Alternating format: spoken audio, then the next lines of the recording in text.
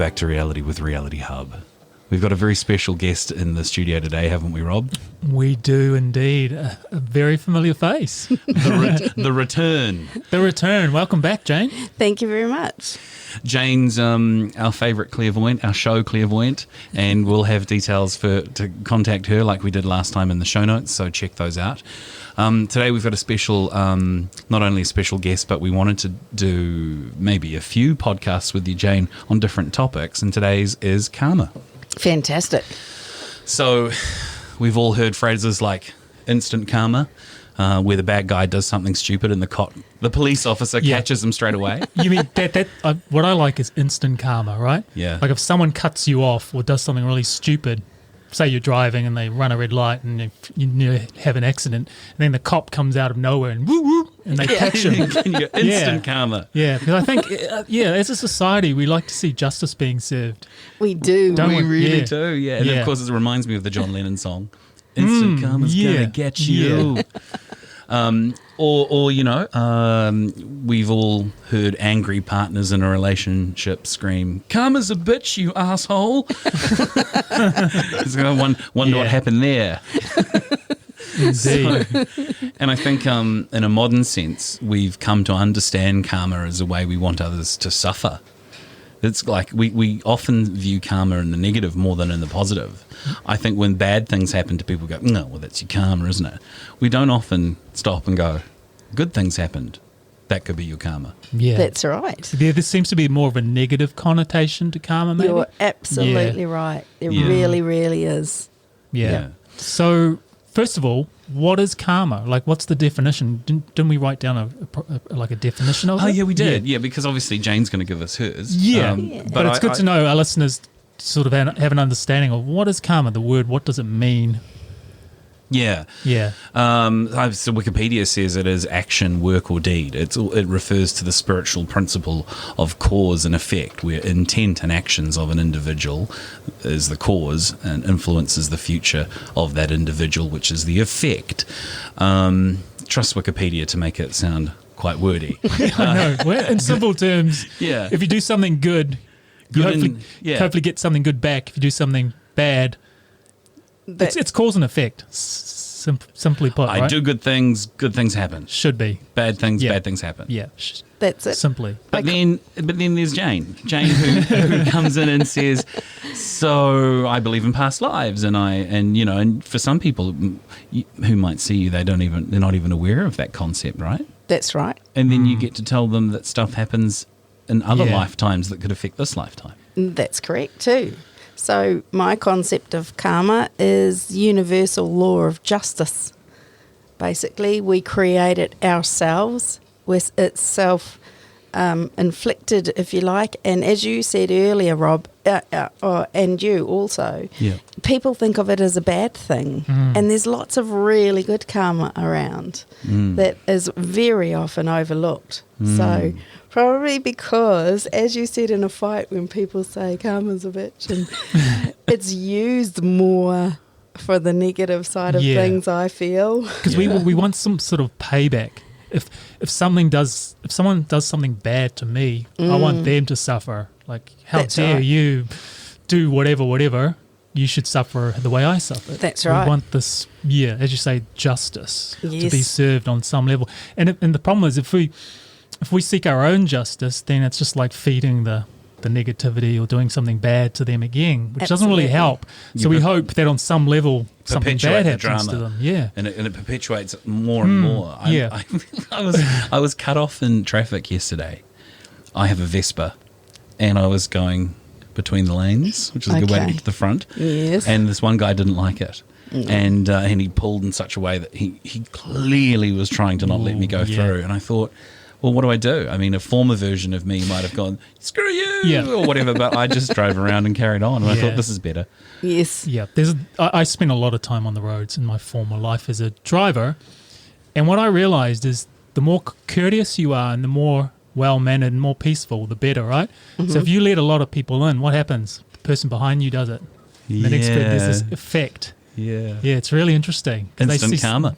Well, it is, yeah. There's this sort of ripple effect. And I think there was some sort of New Zealand what do you call it, safety commercial about that as well, road transport, where you sort of pay it forward a little bit and then it'll have that effect.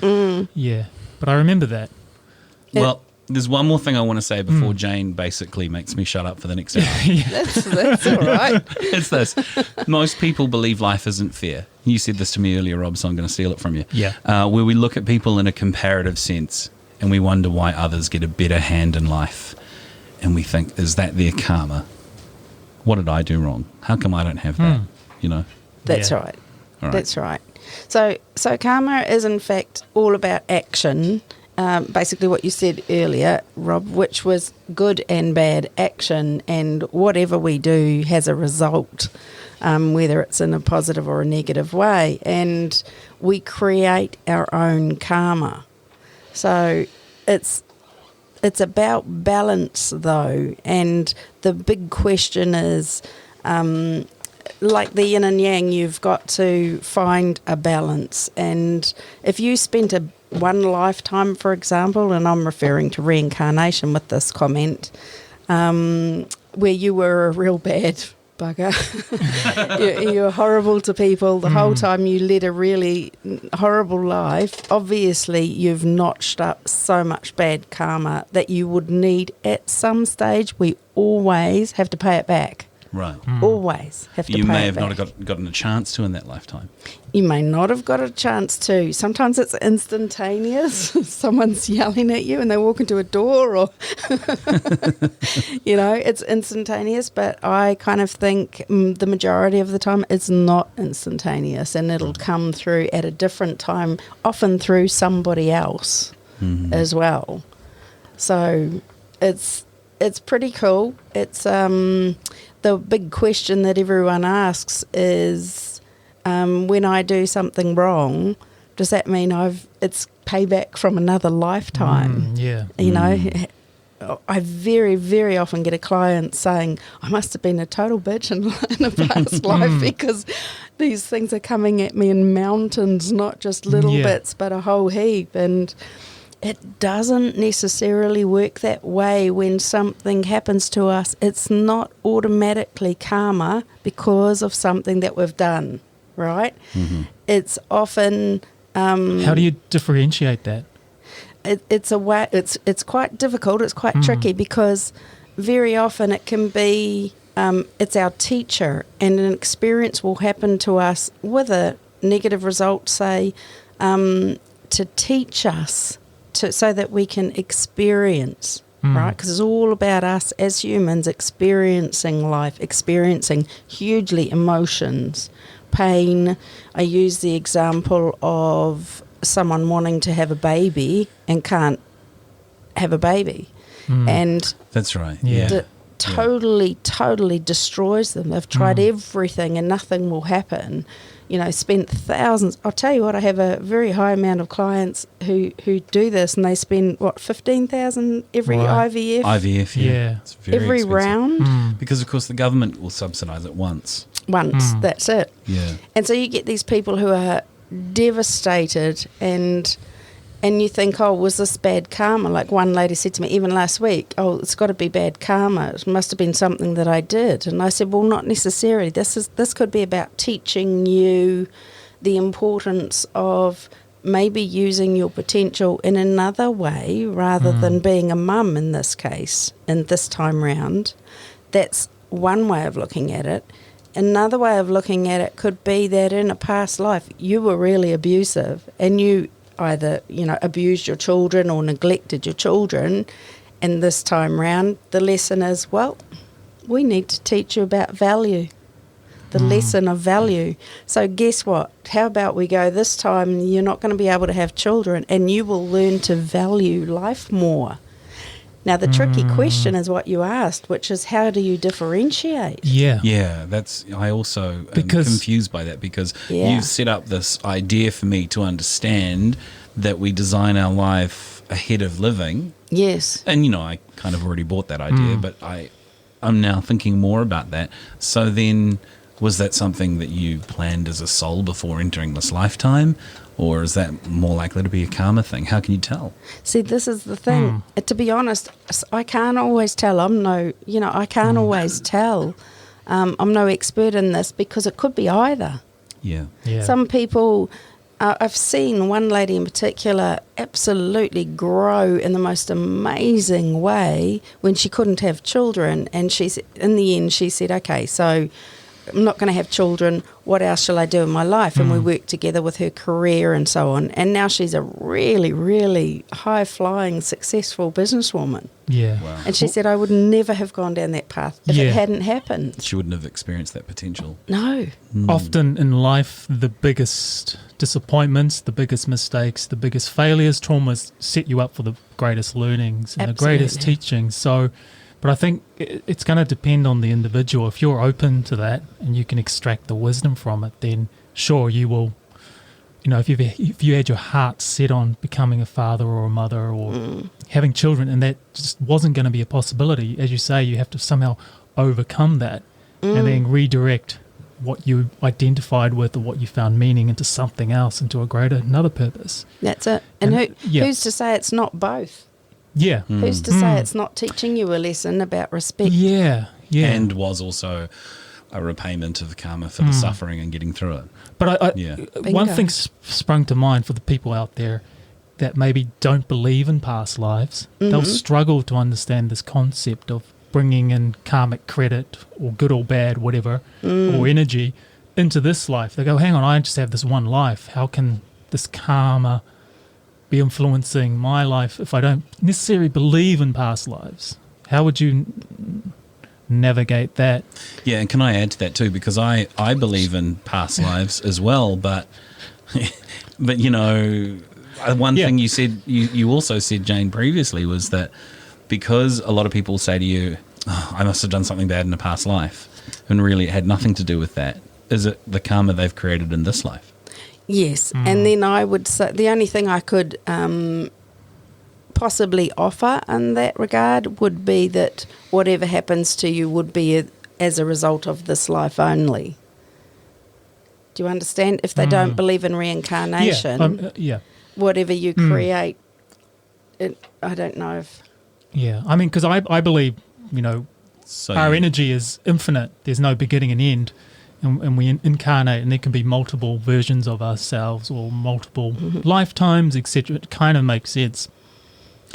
But yeah, I guess there are people that maybe aren't on that level of awareness or thought or haven't explored that and would be foreign. They may have heard the concept. But I guess it's... Then you could just apply it to this life and go, well, what am I doing in this life to create the good karma or the bad karma? And or good responses. If some people don't believe in karma. Yeah, and that's another, good responses from people. Good living. Good living. Ethical living. Yeah, because that's universal, kindness and goodness. Absolutely. Even if you view that as a Christian way to live.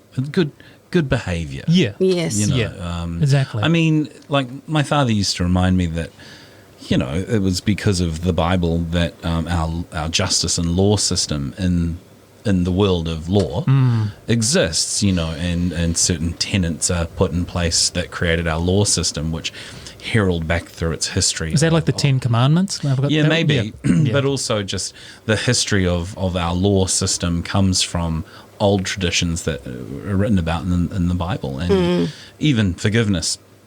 So if that's where you're at, there's nothing wrong with that, right? If you look at it from a here and now perspective, I suppose. Yes. Mind you, I mean, who's coming to you who's a Christian that isn't willing to believe these things anyway? It's probably, we're talking to the 1% of the 1%ers out there. Yeah. I would say so. Yeah. You mentioned Bill Gates as an example of someone, and I think it was a good example to use to differentiate the destiny of someone who became very wealthy versus what their karma was. Absolutely. And then that's a classic example of using karma for good, where he does only good. And look how much he contributes back to society, with what he makes. I mean, millions. Yeah. He's perpetuating the action or the act of a good behaviour that influences others so they can watch him and copy him and see the good response, but it's just the good that he's doing as well. I have to say I'm a bit suspect about Bill Gates for a few reasons. I knew you'd bring this up. Oh, really? Okay. But I don't want to go down a conspiratorial rabbit hole here. But you will. I will. No, I won't. No, I won't, because Jane's right. Some of the things he's done genuinely are really great. Some of the ones I'm not so sure about, I question. But the things like finding the perfect self-compostable toilet and getting them into the third world, and mosquito nets and building facilities for people in the third world, they're really cool. Really cool things to do, affecting communities at a time. When you're as big as Bill Gates too, there will be much that you can pick holes in as well, because people will be looking at both sides, you know. Yeah, fair point. Yeah, people will always be looking for holes to pick. So because you're such a big target. You're absolutely extraordinarily wealthy. Everyone knows who you are. Yeah. There's people that are going to be jealous and going to, as you say, pick holes and for whatever reason. Well, who am I to judge? Yeah, exactly. Yeah, precisely. But let's say someone's had someone like him was destined to have phenomenal power in their life. How do you tell? You know, I suppose you'd have to be someone like an astrologer to see if that shows up as intended. Or maybe when they see you, you have a clear sense that was their destiny to have that kind of experience. Oh, how do I tell as a clairvoyant? Yes. Really strong energy. Super strong energy. And you can tell, it's interesting, the amount of people who sit down and within seconds I can tell, you're a winner. Wow. You're going to make it. You're going to bang it out during your lifetime, and you'll really succeed. Wow. You can spot it a mile away. And, another way is interesting, and once again, you can bring karma into it, because it's the people that repeatedly get knocked down and they get up, and it's the attitude like, ow, that one really hurt, but then they'll carry on and try again. And I always think of people applying for jobs, and we're told you get 19 no's before you get a yes as an average rate. Yeah. When you apply for a job, usually you get 19 no's before you get a yes. Same with every time we get knocked down in life, someone does the dirty on us, or we take an experience that was really unpleasant. And it's all about our behaviour and our reaction. It's always about action, and it's either, in this case, our reaction, we get up and we go, you know what, let's try something else. We won't go over the hurdle. Let's go round the hurdle. Let's fly over the hurdle. And they'll find things. And, I can see someone such as Bill Gates, once again, a real absolute winner, quite often unhesitatingly, just a few seconds and go, whoa, onto a winner here. When you say onto a winner, do you mean as successful in career or in relationships or in just life in general? Like, we tend to have these goals, most people in life, that they want to have a successful career or successful relationship. I mean, because we all have different definitions of success. So for some people, being someone like Bill Gates, they'll go, that's not my success, because I don't need a lot of money. I want more health, or I want to be more creative. It's That's like right. we all have different measurements and versions. I mean, what Bill Gates has given up to pursue the kind of life he has, I would say he's certainly given up incredible strength and athletic prowess. You know what I mean? Yeah. I've watched a documentary on him, and he goes and spends a certain period of time in study every so often in a place that overlooks a lake. It was on a Netflix documentary, and he sits there and he has his daily Coca-Cola and another thing, and he has a little short walk. But he's not going out there to bench press a high. No. He's given up maybe some of the other joys of life in terms of how he could be physically to have this life. Right, yeah. The winner in this case would be on different levels. For example, I'm looking at career and I'll go, wow, they're a real winner. But then you can get somebody too who's a winner in other levels. Like, you get somebody I can tell straight away, this is an absolutely beautiful soul who is so forgiving, so loving, so wanting to make the world a better place, that their presence makes the world a better place. That's a winner. Yeah. Yeah, Absolutely. Yeah, good example. Great example. Yeah, because we all admire people with those innate qualities. And that's why I think, think of somebody, even the listener, think of somebody who you know who doesn't have any enemies that you know of, who's just always kind and loving and happy and giving and, and that's something to strive for, to be more like them. Yeah, a good soul, so to speak. A good soul. So can you be a good soul who goes bad? Look, I think it's necessary to have a little bit of naughty in us all. Yeah. I mean, I'm just asking for a friend. Why are you looking at Rob? What do you mean? What do you mean? Please explain. Look, okay. You can. The wiser ones know. I always believe, you've been a few times around the track when you avoid the bad in life. Rob's nodding knowingly. Yes, I'm a wiser soul. Oh, is that why I was nodding? Yeah. However, do you know what? It's like too many rules can restrict you sometimes. Yeah. And you've got to break the rules every now and then to have a bit of fun. Yeah. Well, we were talking about this earlier. Well, I brought it up, but like being this do-good, people-pleasing person, like sometimes that's a lot of pressure to always be seen as perfect, or you're always trying to help people and be this perfect person, and yet it can be detrimental on so many levels because boundaries can be crossed. People can take advantage of you, and you got to be really discerning, right? With that. And when this came up, when Rob and I were talking about that, we were thinking, well, at some point we're going to discuss how you pay back karma and have karmic credit and all that kind of thing. And then we immediately went to, we'll just turn into big pushovers. We'll just be big vegan pushovers or something. Because I eat meat, so am I getting karma for that? Sorry, I'm digressing truly. You are digressing. But let's go to Rob's one because, do you just become just a yes man? Because there are some genuinely really nice people out there and they can get hurt and they get, as I say, taken advantage of, and they're genuinely really good people, and sometimes maybe it's their lesson to figure out that not everyone's has the same heart as them and the same compassion. Yeah, and go, hang on a minute, I keep getting hurt, I keep attracting these people that are taking advantage of me, and it boils down to a level of naivety too, Rob. Sure. So take for example, if I can use it, a relative who invested in the bank, the private banks, and it all crashed, and they've lost their whole retirement.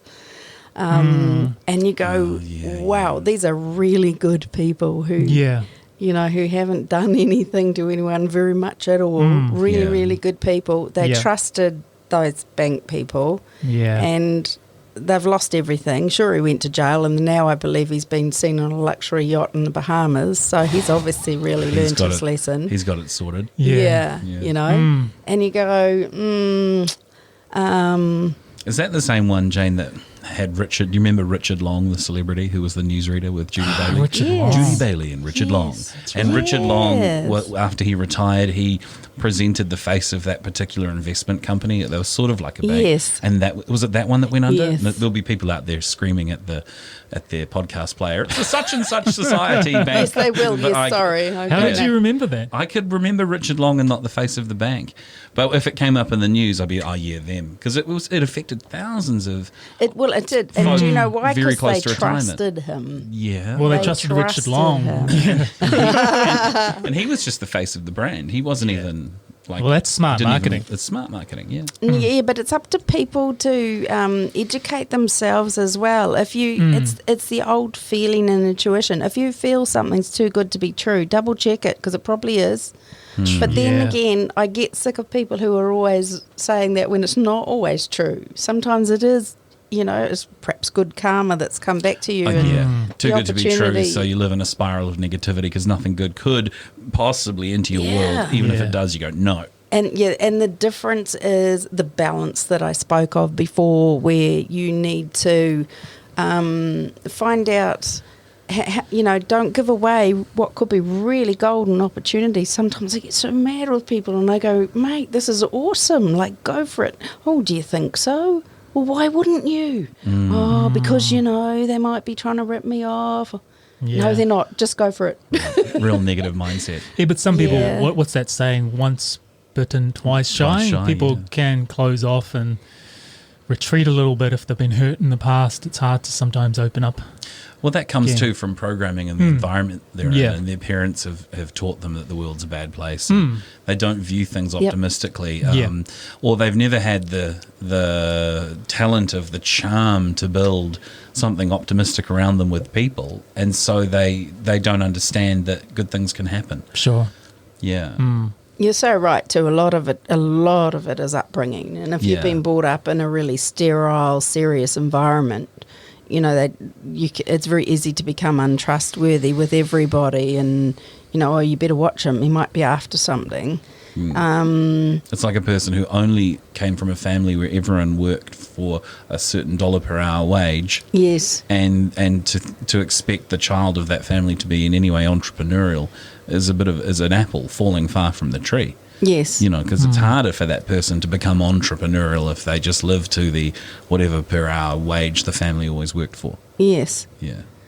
I just realised, getting back to your question, can a good person go bad as far as that karma goes? That was my question, actually, That's Jane. your question. Sorry, darling. Just asking for a friend. Yeah. I'm looking at the right one. Yeah.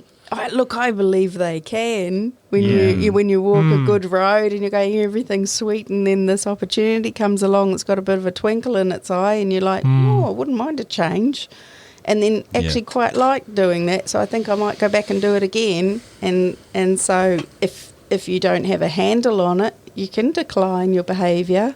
I think your behaviour. Celebrities are a good example of that, because we see good, earnest people who start out and make a bit of money, then make a lot of money, and then they change. Absolutely. Yeah. And where at one point they might have said to you as a 20-something-year-old, well, if I became a celebrity as a this or a that person, I would want to change the world, bring attention to good causes and help people.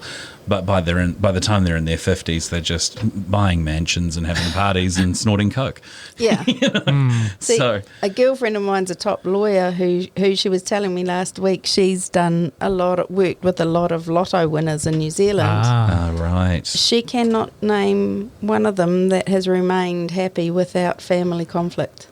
Well, do you remember, Rob, we've when we talked about this. that? Yeah, we have, haven't we? Jane told me that on the phone just yesterday, so I thought I'd wait till we brought it up today. But we had one episode where, in my opinion, one of the reasons people lost everything after becoming lotto winners, excuse me, was because whatever the amount they won, 16 million, 20 million, whatever, they treated as though they've got that money every year, 16 million per year for life. No, they got it once. Yeah. And it's got to stretch. But also the other factor from my perspective is they've lived a life often without money, because it's usually poor people that buy lotto tickets.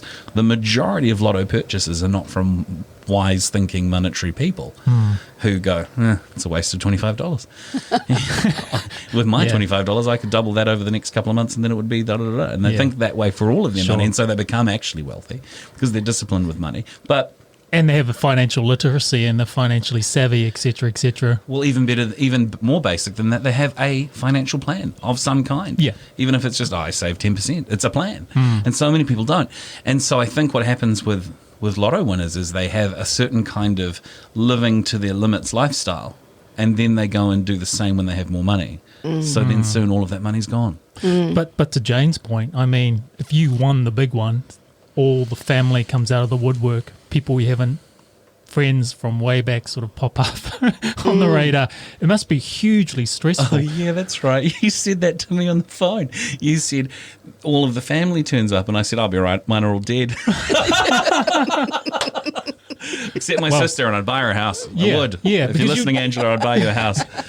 You would feel obligated to share that wealth with your significant others or family. Yeah. So, but drama must ensue, and there must be absolutely brings out the bad side of people as well. Well, as she said, if it's not your immediate family that starts the fighting, it's their partners. That starts the fighting. And you can even bring karma back into the lotto. Some people would go, oh my God, you just won, like on the weekend, 2 winners at 25 mil each. Wow. Oh my God, you just won 25 mil. That must be good karma. Or it could be the worst I can of guarantee you that was pre-planned in the blueprint before they came down, because winning 25 million in the lotto was going to create some lessons that they really need to learn, and it won't be about winning the money, it'll be about managing the result. Yeah. It'll be about dealing with personalities that want from them. And how do you create good karma out of that? Apparently, if you go public, millions of people write you letters and ring you up and say, I need some money.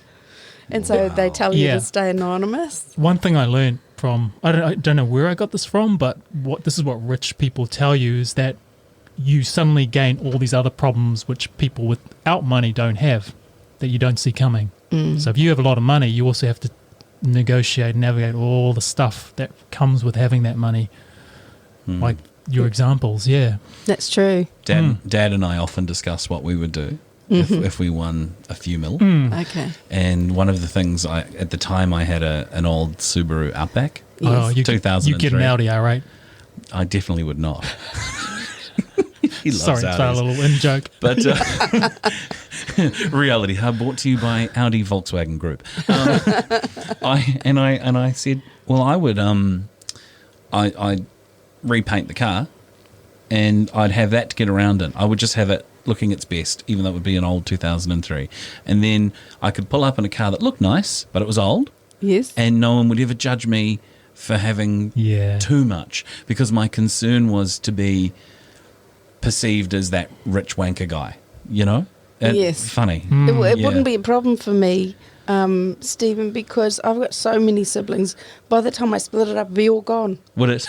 That's right, you come from such a large family, yes. Be all gone. I went, oh my God, what just happened? It's gone. And you would have to divide it up exactly, because if someone got $1 more, it's like, hang on. Yeah, that's right. Plus the 53 nieces and nephews Oh, as well. wow. So. Yeah. Rob and I were wondering if karma is mentioned in the readings you do by whatever messages come through, like as though to explain why this is happening to someone. I have to say no, not as a rule, actually, to that. Not often, unless... See, that's really interesting, isn't it? Because if it's a really important topic, but it often doesn't play out in that scenario. Depends on what people's understanding of karma is and how important it is in their life. Okay. Some people will say, do you think that was karma? That my husband had an affair with the secretary and ran away? And I'll go, I don't think it was karma necessarily as a lesson for you. About it, because I still believe life is about us coming back each time to experience as much as we can so that we can feel what things feel like, whether it's joy, love, hatred, anger, abandonment, which I've had my share of in the earlier days, which taught me so much. Do you mind sharing? Just when I came out of the nursing home with my second baby, my husband took off. So Disappeared. Disappeared, never to be seen. So I had a toddler and a newborn. Wow.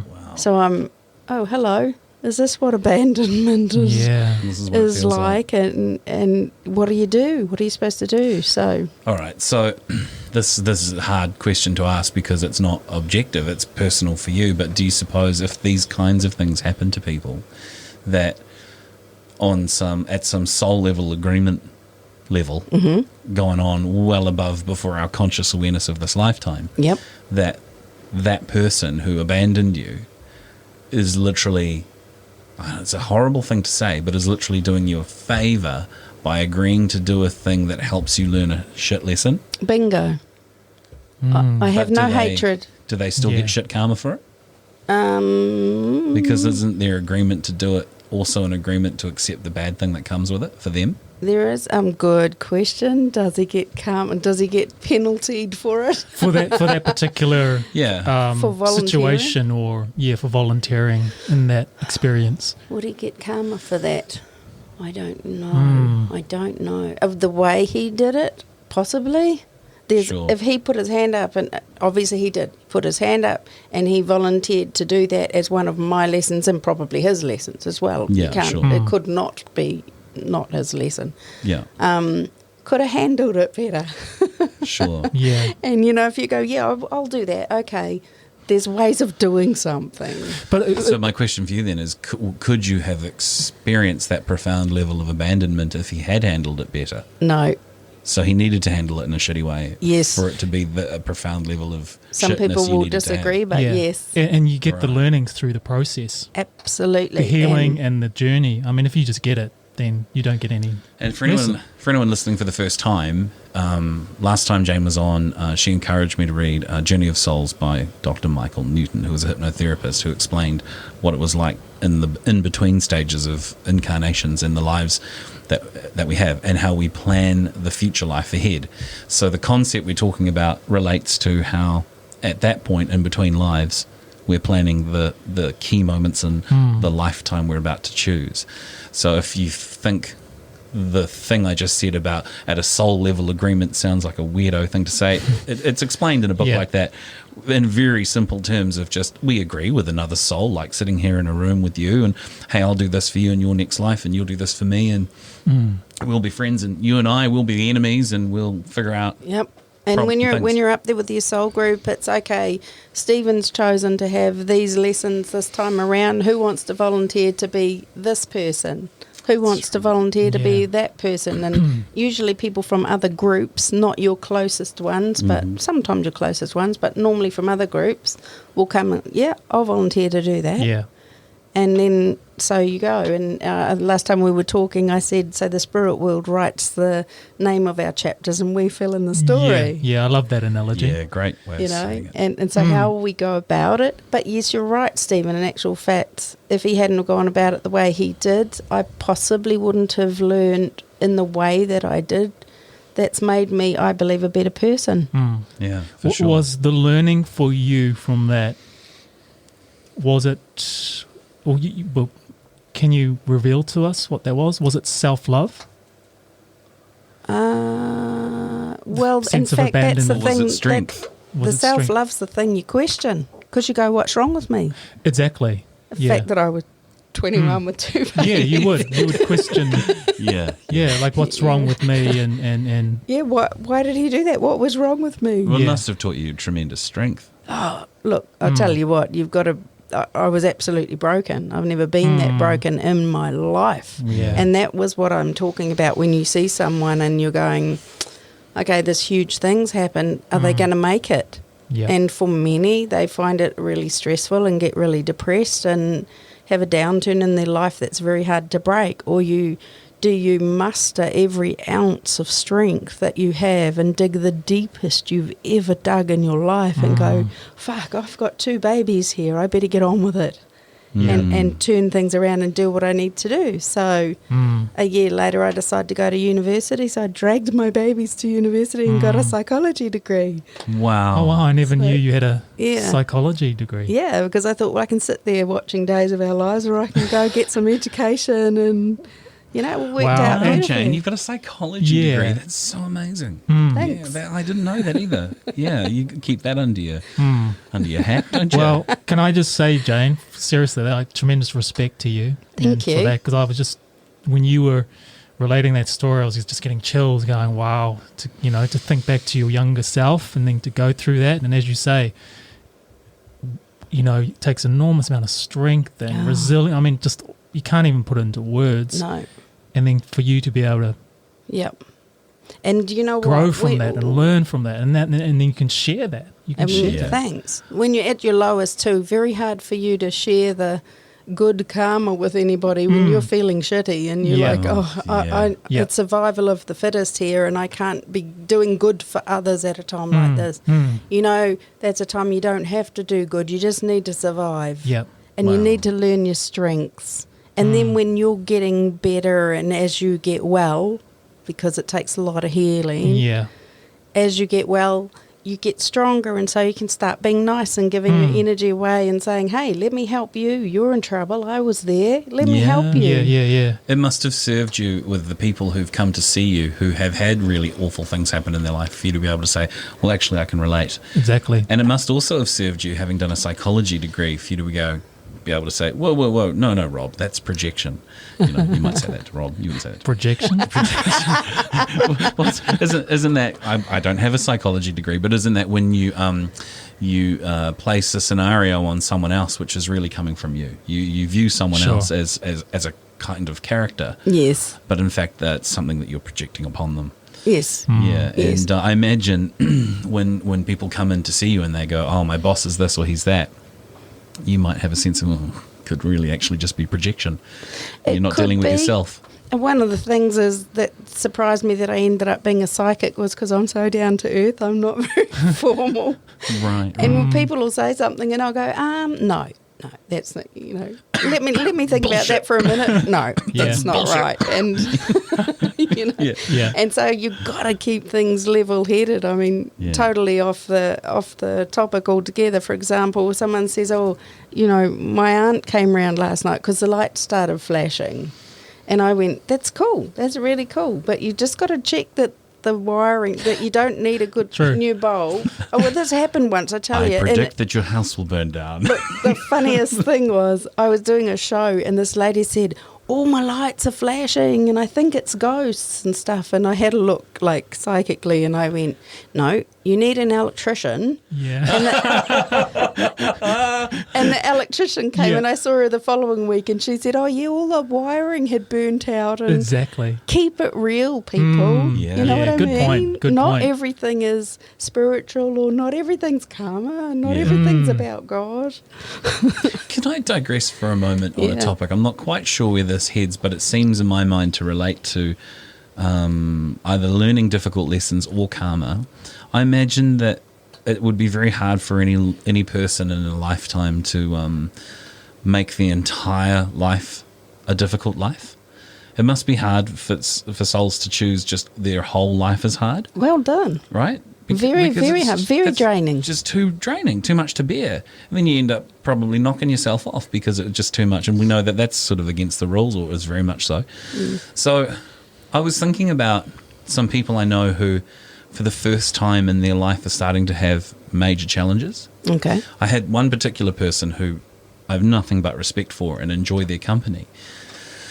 And they were revealing how certain things are coming up in their life that's really challenging. And I had to admit they were really big challenges. And then I reflected, wow, I'm not in that place at all. My life seems to be getting better. But should you have asked me about the things I was going through 25 years ago, I think things were really hard. And I had a look at it and I went, I wonder if from a soul perspective I loaded up all my shit at the front end, whereas some people like to have a good childhood and then experience their shit in adulthood. And I think I've loaded up all my shit at the front end, and from there, seeing as I survived it, I can go, oh, thank goodness I'm an optimist, because I'm not all screwed up by it. And I've had my fair share of working through things and trying to, but I see a positive future. But I see some people who've had the most amazing childhoods, which I wished I'd had. But things are just starting to get hard now in their mid-30s, 40s. This is all about people who experience things at different times, which is why you must never compare yourself to others. Yeah. Right. Because we all walk different life.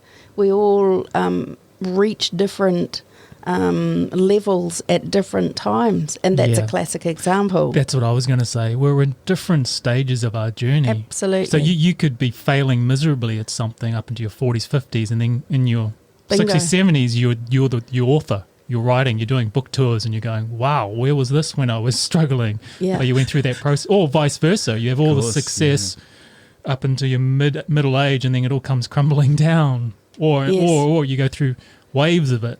That's what I believe. But it's Yeah, also but- about the wisdom. Yeah. That, like, how much you learn from what happens. Yeah. Did Yeah. you learn as you were younger and it was all piled up? Did you learn so that you're thinking, you know what, I hit this age and things got better? Is that because I adapted myself better and started? I had some really well. You learned you've the lesson. shared your thing. I'll share a little bit of mine. I mean, I think my time in school was dark. A Okay. dark time of my life, and that was because I went to a boarding school because my parents had split up, And that whole boarding school experience was, for me, awful. For some people, though, they love it. Like, they really find meaning, friendship, meaning, and I guess great routine, really wonderful things. It was all the opposite for me. And it was difficult to find any sense of light. So coming out of that, I looked at that as a dark period of my life, if you will, to put a broad brushstroke on it. And from there, I found incredible learnings from the hardship of that as things became more positive. The reflection on my life was, oh, my self-worth is not based around what that particular group of people thought of me. Or, oh, I can find connection with others now. It's not me. Like, you know how you said, self-love, I've been abandoned, can I be lovable? I mean, I, for the longest time, thought that it was not really possible to have friends easily because I didn't have any during that period of high school. Right. I couldn't tell you one. Wow. So to then find friendship and so forth and connection and great connection, and then my sort of crew of people who ended up all being actors, you know, I mean, it was a wonderful community to become a part of, and it's full of broken people, and I love them. You know, and we all connect and find happiness with each other and go and do projects and do creative things. And the person I became was someone who I'm proud of actually making it out with a positive mindset, considering how hard that time in my life was. So, like I say, I think I lumped all the hard stuff up at the beginning. And, Yes. and then from then on in, it's kind of it's an easier cruise with the wisdom of that behind me. With the wisdom, that's it. Yeah. Because you are the accumulation of all your experiences. It creates who you are. Absolutely. It creates your story. Through the ages, Rob. Through the ages. So we come through with personality and so on from all the ages and past reincarnations, is my belief anyway. Sure. And if you get the lesson, like in the school of life, do you repeat that at some stage, or is that done and dusted? If it's, say a specific lesson. What do you think? So would this be like, say, For example, like I'm going to use an analogy. You know, like back in, I'm sure they're still around, like PlayStation games. Like once you learn the lesson of a particular level, you go to the next level, and then you have new challenges to arrive, depending on what the game's like, and then you get to the next level. But you never really go back right. to level one because it's stupid because you've learnt that lesson, and Right. you know what door to open or where the trap door is, for example, if it's some action adventure game. Yeah. So do we repeat them? Do you think? Not if you don't. If you've already learnt your lessons, no, you don't. Sure. No, you don't. Yeah. The only thing I know you repeat is if things get too bad for you and you're in a really dark place and you spiral down, and for those poor people that take their own life, I know they have to repeat the lesson they left because, you know, through trauma or whatever, they couldn't handle it. And so that's the only lesson I'm aware of that we need to repeat once we've learnt it. Yeah. But you get people who have cycles of relationships, for example, and they just go through the partners the same, and they keep picking the same ones, and then they, you know, think, Exactly. oh, this is not working, and they're not learning. Not learning. So they'll repeat that same, and they keep choosing. And I'll just have a look at someone sometimes, and I'll go, okay, we've got one more round of this, and then you're going to learn your lesson. Until then, it's the same partner by a different name, right? Exactly. Yeah. Yeah. Yeah. You know, Same kind of person, same and kind of drama. the first thing that comes out of their mouth is, oh, he's just like my other boyfriend. You go, oh, God. Haven't quite learned yet. Yeah. So that's the thing. You'll keep repeating until you've learned. Right. Yeah. Well, that makes sense. Now, speaking of learning things or carrying the debt of karma, we were wondering about bloodlines. Have you heard of the concept of carrying karma in your genes or in your DNA? Like your ancestry. Like your ancestry? Yeah. Yes. Are you referring to curses? No, Or not necessarily. No, I suppose that could be by another name, couldn't it? But it's more. It's a big relief, that one. Sure. People say Some people- there's a curse in our family that's been passed down from, and I go, really? It's a good point. really, Yeah. I hadn't thought of that. What's that like? Pretty, you got to be careful with that one. That's some Because really dark stuff, isn't it's it? not usually, it's usually dark-blooded people, like people from Africa, Oh, where the concept of curses is more of curses is prevalent. Yeah. or Jamaican or something. Yep. or they've spent a lot of time in New Orleans. And I have to put my hand up and say, look, I plead ignorance because It's not your expertise. Certainly not my, and I don't want it to be either. No. Do you want to Curses. describe, Rob, more the concept of what we were talking about? Yeah, I'm sorry. Because we're all, so we have ancestry. So, our parents have parents and we have great-grandparents, etc., etc. So do we pass through our DNA or through our bloodlines certain aspects of who they were? And if you think of everything as energy, you're carrying through perhaps some of their energetic signature through nicely said. Through the ages. Yeah. So, and people do their family trees and they go, oh, I didn't realize I had French blood ancestry, and then they dig deeper and go, oh, I was actually in royalty, and which could be completely true. But then you go, what if they had trauma, or what if they did things like I don't know, ritual sacrifice. Yeah, something that you would never concept in this lifetime. But does that carry through that ancestry bloodline? Maybe a long line of slave ownership or something. Because I'm sure, some people have this belief that, I've got this disease because my parents, it's in my genes, it's in my family. They just automatically believe that. So sort of around the same lines, if you like. I would only be guessing to answer this. Yeah. And I would say yes. That yes, right. You do carry that? Yes, I do believe it carries through. Well, we do carry physical things through our genes. Yeah, that's obvious. And I mean, more than people believe. Yeah. You might carry a recessive gene for something or other condition and be more prone to it. I mean, that's scientifically known, but...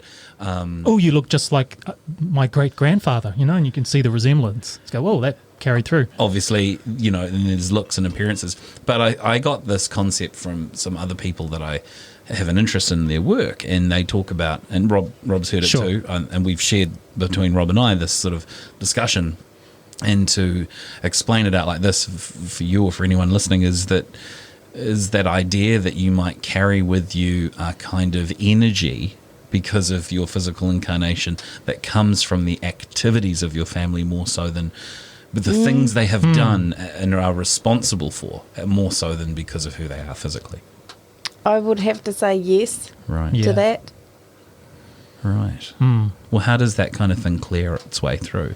Because you didn't necessarily have that karma when you, as a soul being born in, but you being born into something that you may be there to help clear or move on. I don't know. Okay, let me give you an example. Yeah. In our family, we have the death knocks. Oh. They've been passed down generation to generation. Death knocks. So when someone dies... Knock on wood. So, for example, when my grandmother died, my father was up in 2 levels off the ground, so no one can be there. Like 30 people knocking at each window, and it gets louder and louder and louder. It stayed for 3 hours. Wow. And then it goes away, and he was terrified. Who's that? He said, oh, your grandmother's just passed. So how do you get rid of this? See? Wow, and it's been for like 5 generations. So in the end, Dad went to a priest and said, could you come and do a mass for the death knocks to be removed from our family heritage, I guess you'd say, or from our family. And at the moment it's working and no one's had one since somebody else has died. So, but other members of your family would experience this sound of knocking. It's death knocks, on the building that they're standing in. Yeah, no matter where they are, how high up. I've never heard that before. Is that common? Sometimes. I wonder if it's Irish, but with the Irish side. But it's like an old-fashioned alert system. It is. Letting you know someone has just passed away. In some ways, but wow, I never... Yeah, and that's been passed down. So there you go. I know exactly. It's not what you were thinking, but there you go. But it's related. Well, it might also be partly like...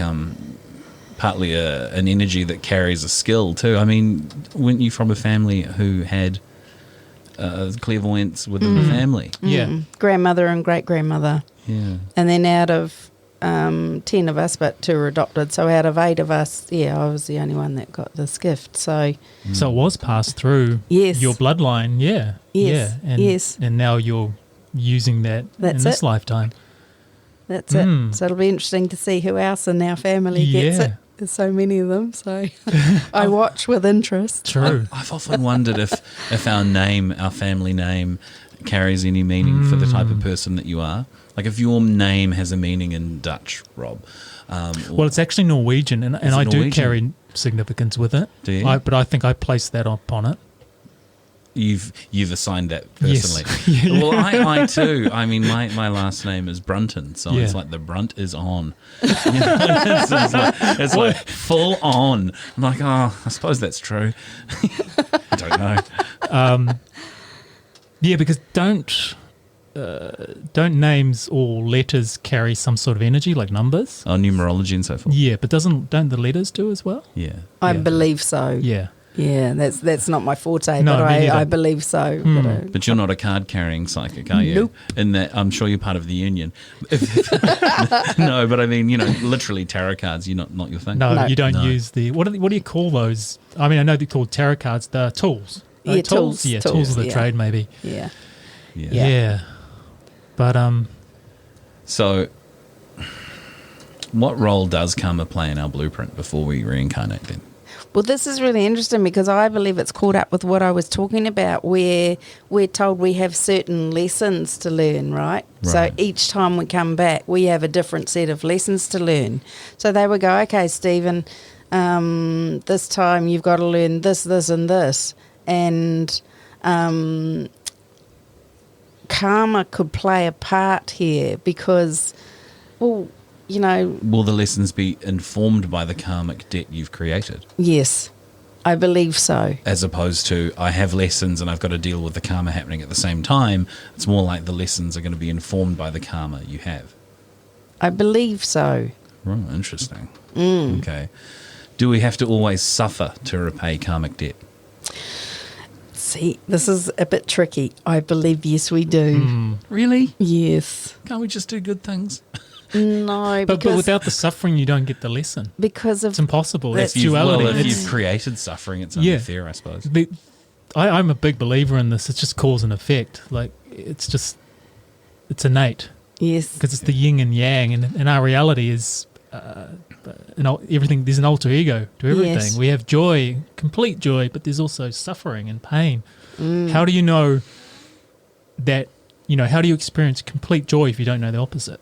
You don't know sweet without sour. yes, So- or hot without cold. Yeah, Duality. it's impossible. It's You impossible. have to be burnt at some stage, and you cannot avoid it, Stephen. Whoa, don't look at you- me like that. You want all the cheat codes. You want the free passes. This is coming from Rob, who literally believes in Justin Timberlake's song, What Goes Around Comes Around. No, that just came up because it talks about exactly what comes. People go, comes around, goes around. They have that They karmic do. philosophy. Yeah. Well, that was all about a relationship, that song. Well, I think that's exactly where I'm coming from, the love perspective. If you've been Yes. wronged in a relationship, the initial instinct is you want that person to suffer or get justice. Like, hang on, you cheated on me. Yeah, Like, what did I do? And then I hope they get. That's just a normal, yeah. natural response. Which, yeah, But what was our question surrounding how do we navigate that? If we want to, that's right. we're angry, we're frustrated, we feel all these emotions. How do we stop ourselves from going down that path of going, well, I really want my ex to suffer or to feel that pain, and I hope something bad happens, because that's just a natural response. Even though we know in the grand scheme of things it's the wrong thing and it can only lead to bad stuff. See, but that- not everyone's aware. They just react. React, and they what do? They perpetuate their drama. They cause more drama and perpetuate it and do stupid things Yeah. under the influence of alcohol, And then they get really sorry for themselves. Yeah, and then because they cause their even pain more. never stops. But I mean, I guess it depends on the individual as well. It depends on the individual. It depends on what level you are at with maturity as a soul. Yeah. Because I'm thinking of that article I read the other day where the woman went and her boyfriend had played around on her and she cut all his every piece of item of clothing in half. I thought you were going to say she cut off. This is Bobbit. Yeah, that's right. That happened. Remember? It did. It Yeah. did. So she cut each item of clothing in half. Yeah, and really expensive clothes. Like his clothes were Yeah. his world. They meant everything to him. And she cut funny. like huge, expensive cut Armani suits right up the middle. Oh, yeah. Everything, right down to the ties she shredded and the undies, which, he was paying a fortune for. The And detail. you think, the detail. So a younger soul would tend to overreact. And I know some people would possibly disagree, because even as a mature soul, if someone really pisses you off, you can lose your cool and go after them. But the majority of mature souls will kind of like, that one really hurt. How am I going to handle this? Because it's hard to get all Buddha and peaceful about things sometimes. Very. Buddha. Well, it's true. I'm just going to sit down and breathe and not I mean, that's high level enlightenment of. Surely is. And not everyone, there are very few people on this planet, I believe, are that highly enlightened and can just surrender to it. And sometimes there's nothing better than to have a good scream. Right? So that doesn't really do any harm, apart from disturb your punching neighbours. bag. But the major stuff, for example, when my first husband left, and I was thinking, how could you do that? How could you leave someone with 2 babies and no fighting, nothing, just left? And then you go, I hope someone pushes him in front of the train in London. Yeah, exactly. Yeah. I was 21 at the time. It's just an honest reflection. It's an honest. And nowadays I'm going, hey, thanks for the lesson. Yeah. That one was the biggest ouchie of all, but thanks for the lesson, because it served a purpose. So it depends on the soul. Yeah, it depends on the soul. And as you say, I think maturity is such a big factor as well. Yep. So then the question comes up of, can we repay debt faster? And I assume that if we manage negative things peacefully, like Rob was saying, high level enlightenment, then that in a sense could be paying debt faster, because you bring things to a close quicker than you would if you perpetuated it. Let me explain. You do not have to become a Mother Teresa to speed up the debt repayment. Right. I'm not going to go to Calcutta and start helping people. It's the little things. You make a decision. It's all about intention. Right. And you make an intention, and you go, you know what? From now on, I'm just going to, just the little things. Can I make you a cup of coffee? Go and do the dishes without saying anything. Take the rubbish out without saying anything, bake a cake for the neighbour, help an old lady across the road. It's the little things. And if you consciously think, I want to repay my debt, and if I can do it without being a show-off, I think. Note to self without saying anything. It's because who we are is really I always have this philosophy, like who we really are is behind closed doors. It's all the things people don't see that you do. Right. The little habits, the little things. Yeah. And you're right, it is the little things that accumulate. It's like drops in a bucket. It's insignificant, but over time that bucket fills up. That's it. Drop. And then before you know it, you've got half a bucket and you've added so much. Yes. Whereas most people think they just want the bucket full. I'm just going to do this one big thing and then forget about all the other stuff.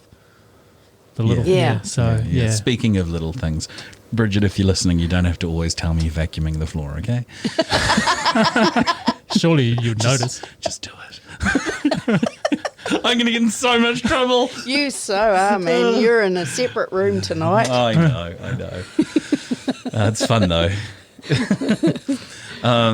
Where were we? You're talking about the whole repayment of debt. That's right. The karmic debt, in fact. So you've got to make your way through it. There's no escaping it. You do. It's a bit like walking, you know. You've got to or walk before you can run. You can't get away from this. You can't escape death either. So you work your way towards being better. Did you say death? Death, yeah. Like, but there is no real death in terms of you continue on as an energetic, like an infinite self, so to speak. Yeah. It's more of a... Yeah. That can be another... I guess that's another topic. You can't escape birth because you're birthing into another existence. Yes. Yeah, just going to drop those pills a little. I know she's our guest, but boom, I said one. I learned that you can never not exist, because once you're aware of existence, which I'm sure we all are, we're aware you can never not exist. Boom. Oh, yeah. Okay, let's see what I can do for that. Okay, Jane, here's my question. Who controls karma? Yeah, who's the ultimate authority? Is there an ultimate authority? Oh, you're talking before we come down or here? Yeah, like in a... Well, I heard of this concept of like lords of karma at one point when I was really into the New Age stuff. I heard of it, and I just wondered if you had any thoughts on that. I don't know that I would agree with that. Okay. Like, is it our inner wisdom, our particular soul that has ultimate authority, or is it part of... Certainly on Earth, the second we're on Earth, we are the ultimate authority. We define our good and bad karma through our actions. Yeah. But before we come down, put it this way, I believe that there are guides for different things. So, for example, if I'm doing a reading and I want to know a medical situation with somebody, I call up my German doctor in the spirit world, right? And he comes through and I go, right, what's wrong with this person? And show me what's going on. And so maybe there is a guide specifically for karma, but karma is such a large topic, it would be very hard to define it. But hey, it's possible. Okay. So that's calling on certain guides within a reading who understand the topic well. I guess maybe my question isn't a very good one, but do you think that there's a facility in the spirit world that keeps account of all those things? Yes. Might be a better way of putting Absolutely. it. Right. Because when we pass over, we are not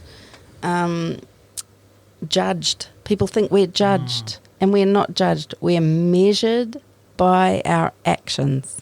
I see. On Earth. Now, we're measured by our actions means somebody's keeping an account, because when we're taken and we're shown what we did in life and our relationships and things we did, etc., and you can watch it on the screen and go, oh, wow, there I was, remember that day, blah, blah, blah. There, I guess you could call it showing us an account of our behaviour. Now, is that an Akashic record? Is that what that is? Pass. No, I think it's a funny thing because so many people want to put labels on things, and there am I doing the very same thing. Yeah. And I guess it just doesn't really matter. If there's a record, there's a record. Who cares? Call it what you like. If you have a philosophy that has a name for it, good for you. But yeah, there's an accountability. So accountability. In order for there to be an accountability, you have to measure it in some way, in some form. Yes, definitely accountability. Yeah. Otherwise, how could they tell if we were progressing as a soul? Yeah. Look, one of the things I do, and in a way I'm thinking of keeping a record of things, because if I have a repeat client and I'm going, okay, once I tune in for a reading, I see what I see and say what I say, and then when I've tuned out, I don't remember. Yeah. Right? Because it was just, it's using a different energy. Yeah. So, I've forgotten what I was going to say. Oh, well, when you're tuning in and out for a client. You wanted to keep a record. That's right. Yes, sorry. So when I have a client and they want to know, oh, hey, I've started doing this, do you think this is good? And I ask for a progress report. And I get shown like a red line. And I go, oh, well, yeah, you've done really well. There was a big leap. So 3 months ago, this must have happened. And yes, that's right. And that was a huge leap in your growth. So well done. So I do ask for a progress report, which is kind of like a... So a red line is like a stock market growth it is. line on the ups and downs on the stock market. Or, like when you're updating your Mac, you see the progress, that line. Oh, well, that's a completion bar. Was that a completion bar? Well, you don't want to see that one complete, dear, because then they'll die. You're complete. well, for this particular phase and cycle and chapter, yeah. Because you always, like with download, what do you call them? What are they called? Downloads? Yes, but there are different versions. Like you're now operating. You're operating, 13.1. Different versions, upgrades, different upgrades, yeah. Yes, nice. Yeah. Well, I think that. Do you have another question, Rob? Do we have any more questions? Well, I've got a different type of question for Jane, because I don't know if you do this when you come on podcasts and interviews and things, but can we ask you a topical question of the time if we go off the karma one and talk about things that are happening at the moment? As you wish. Oh, yes. Is that all right? Yes. Cool. We didn't do this last time, and I don't wish to abuse your power, but can I ask, do you think this coronavirus thing is a real thing of concern? It's obviously it's a real thing, but... Yes, I believe it's going to get a lot worse before it gets better. Oh, dear. Yes. I I do believe it will get better, and I would have thought they've got a handle on things by definitely October. It's a long time. Still, yeah. It's a long time. It's going to spread a lot more yet. And had a really interesting conversation last night with a person that believes that this has been released on purpose. Ooh, I got that.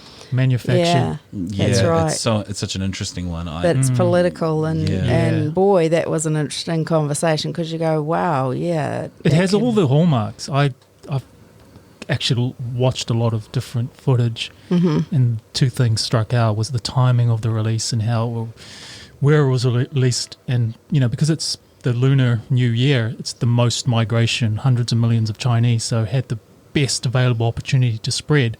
So I was like, oh, okay, that's interesting. Due to the Chinese celebration. Yes, it was planted. Yeah. You'll be directly. surprised the amount of people that believe that. Yeah, so I mean, I'm not saying that's true, but Yes. I'm looking at just the facts and trying to work Open out for and join the dots. exploration. Yeah, because the facts are that it happened at that time. Whether it was on purpose or not is another thing, but it's certainly Very coincidental, though. Very coincidental, yeah. But it's And- creating a lot of fear amongst people. But that's the idea. That's the whole idea of it. Yeah. Is to create fear, and then now you've got look at that panic buying on the weekend. Oh, yeah, it was crazy, man. Yeah, well, there certainly is fear. And They've achieved their purpose, and as I say, unfortunately, I do feel it's going to spread a lot more. But like everything, they'll get a handle on Yeah. it.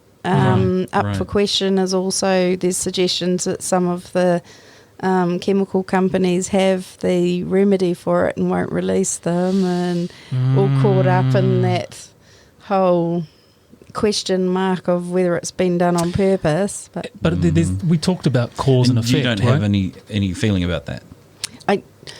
he's putting myself on the line. I can't help feeling actually, Rob, that yes, This relates. yeah, I do. I feel that there's something behind this, and it's been released. Yeah.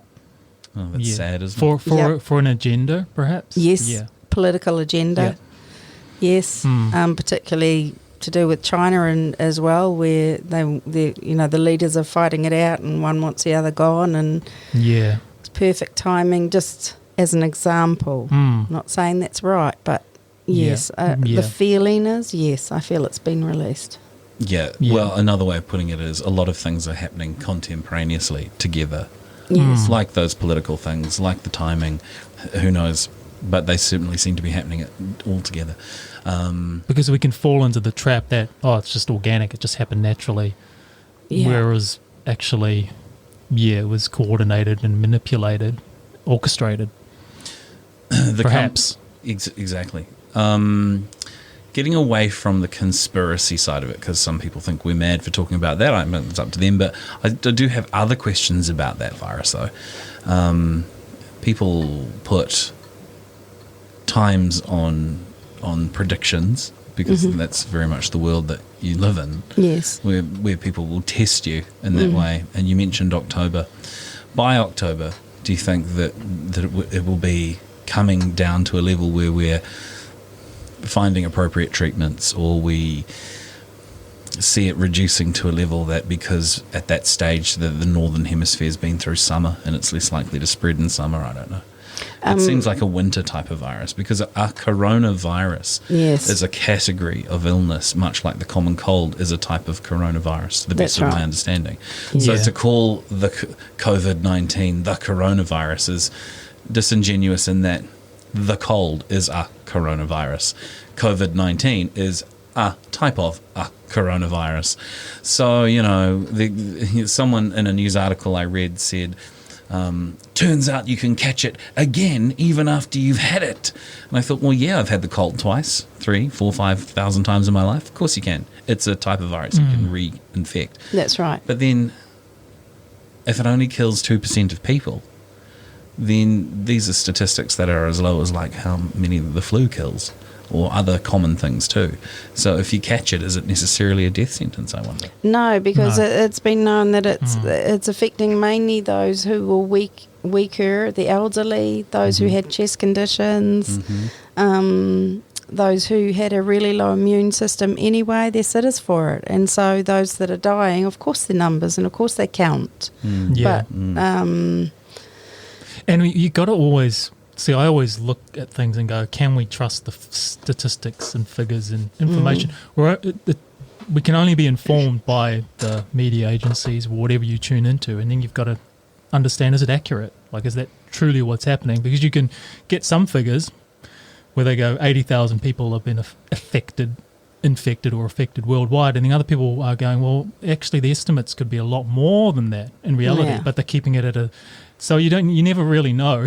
No, you don't. the real truth, which I always find really hard, because I think there's so much information out there as well, and then you've got to be discerning. But ultimately what I get from it is just so much fear, because it's in the consciousness of people, and they start changing their behaviour. Oh, I'm not going to travel. Okay, you're not going to travel, you're not going to spend money, and then there's an economic effect. Yeah, that's right. Our company has just recently, the company I work for, put a halt on non-critical business travel, unless it's for a real important need. And that has an economic effect down the line, you know. I'm getting people sending me emails and things saying, will my business suffer? How long is this going to last? Is the world going to end? Are we all going to die? I'm getting crazy questions, but people are asking them, right? So yeah, they're fearful. They're genuinely concerned. So yes, they are. So, and yes, you're right with the timing. Timing's one of the hardest things to get as a psychic, because you have to measure energy and work around months, and you don't always get it right. But I still feel that we'll get on top of this. There'll be less people getting sick, and the numbers will dwindle, and then we'll come back to normal again. Well, that's quite positive, really. That is, yeah. I mean, like anything, the storm passes, right? Yeah, that's right. And what about old New Zealand, which seems to sitting pretty with hardly any infections at this point in March of 2020? I think we're doing pretty well, aren't we? We really are. Probably because of where we're situated, but it doesn't keep us from the wolf, but it's helping. Yeah. And I don't believe that we'll be struck as bad as many others, including Australia. Yeah, well, that's an interesting one. And they're such an important hub to travel for New Zealand. Because surely Kiwis and Aussies travel between countries. That's the biggest destination, surely? Well, for one, Australia's a big travel destination for us. And secondly, if you're going to pass through on your way to another country, you probably pass through Sydney or Melbourne or something on your way through. The other thing too is, you know what, sometimes it can be caught up in your belief system. Now my husband's just been asked to take his class to this amazing... He's a teacher. He's a teacher. To this amazing trip to the States in July. Right, this year. This year, Ooh. yeah. Summertime. To the universities and amazing places like the White House and you name it, they're going. Yeah. And I said to him, well, you know, you can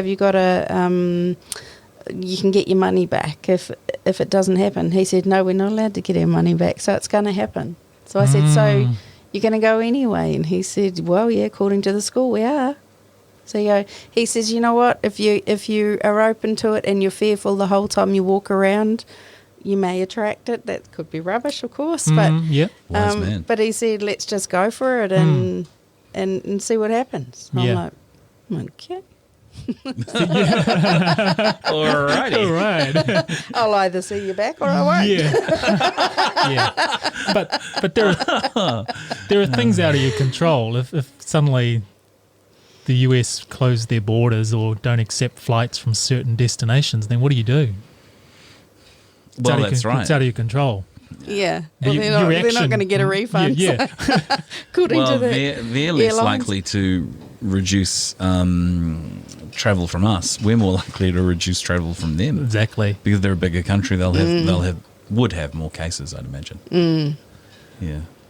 Interesting times, 2020. Yeah. An interesting way to end the podcast, I think. Yeah. Thanks for that, Jane. Yes, you're welcome. Yeah, appreciate that, Jane. We hope to have you back on again soon for something Thank you. also as equally enlightening and fun. All right. Till next time, guys. We'll see you then.